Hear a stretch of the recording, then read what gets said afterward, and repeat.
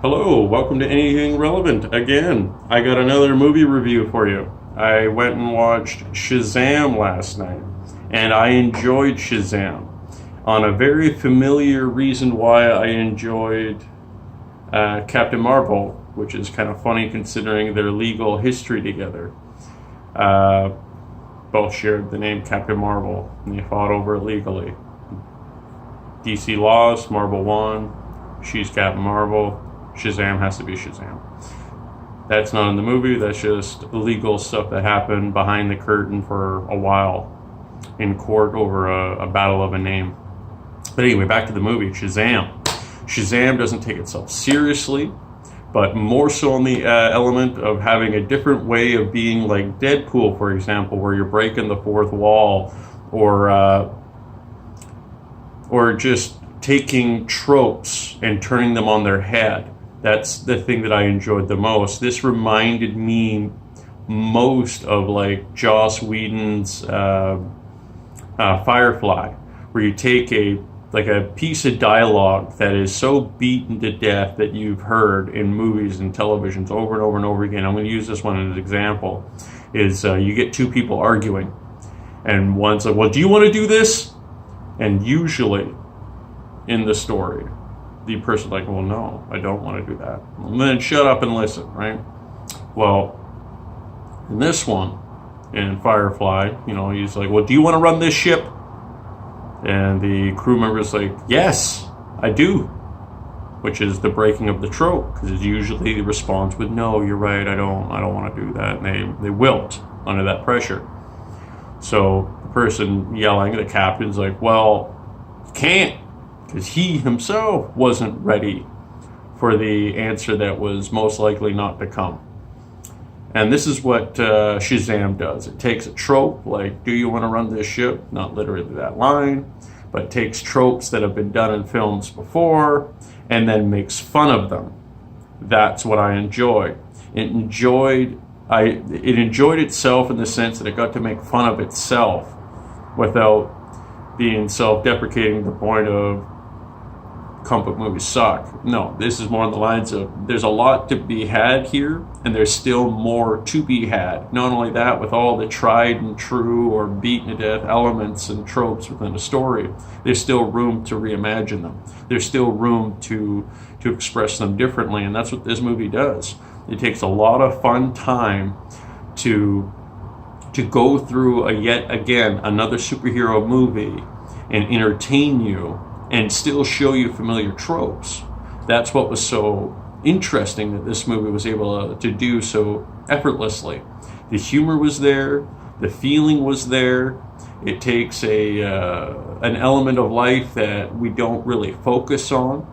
We don't really we care about it, and when we hear the infomercials come on whatever we're watching, whether it's television or watching YouTube or whatever, and it's help these kids, help this country, help these people.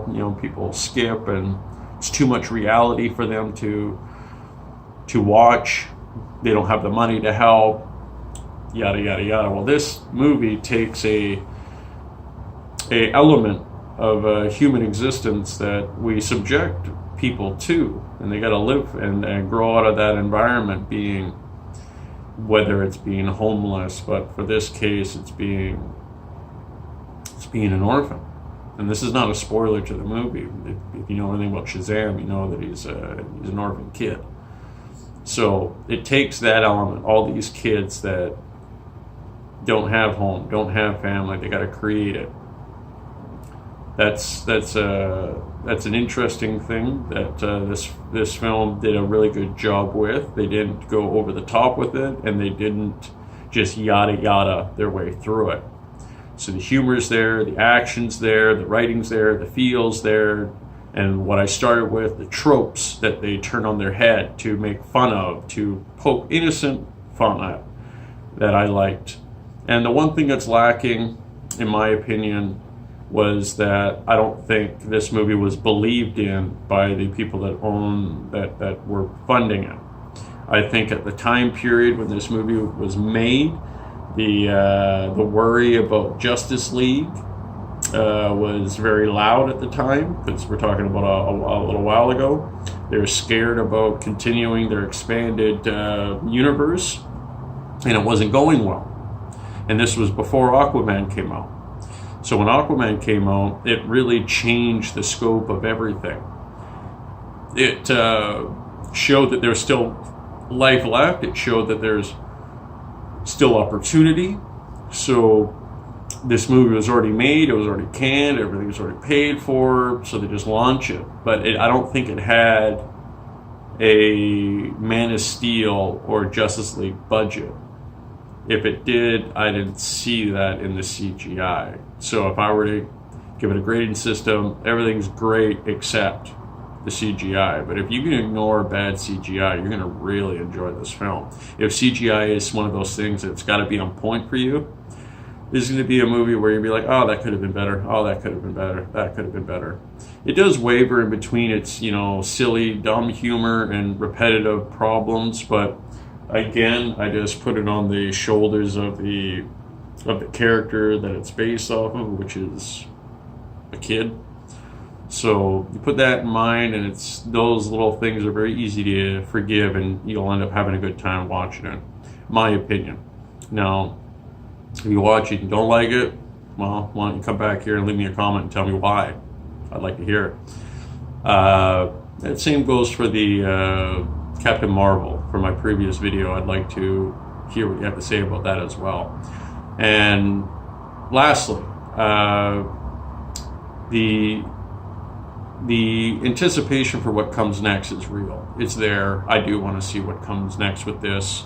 They do have some Marvel after-credit stingers, like post-credit, mid-credit little blips that help set up other things. And I think that's going to be, well, they're doing it now, so I guess others will probably follow suit as well.